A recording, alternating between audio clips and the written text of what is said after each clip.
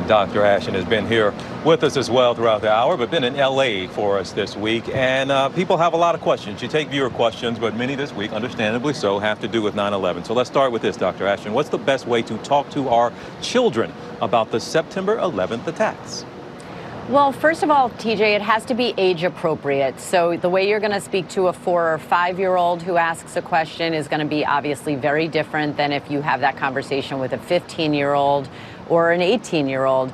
I think just listen is the first and most important step in a conversation like that. Really support them, let them know that they are safe, that it's okay to feel the range of emotions that they're probably feeling. And you don't feel like you have to do it by yourself. If you need help with these kind of conversations, go to professionals. This is what they're trained to do.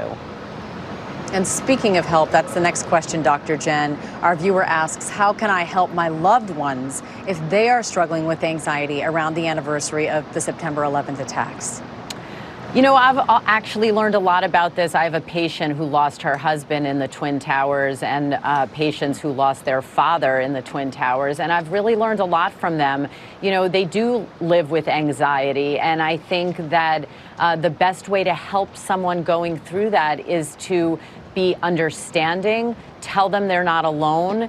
Again, don't feel like you have to reinvent the wheel, that you may not know all the answers, but you'll help them find the answers, and that their pain is normal, and that in many cases it's a measure of the love that they've had for that person who is lost.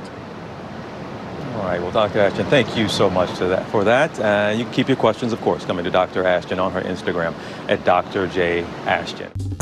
Well, hey there, GMA fans. Robin Roberts here. Thanks for checking out our YouTube channel. Lots of great stuff here. So go on, click the subscribe button right over here to get more of awesome videos and content from GMA every day, anytime. We thank you for watching, and we'll see you in the morning on GMA.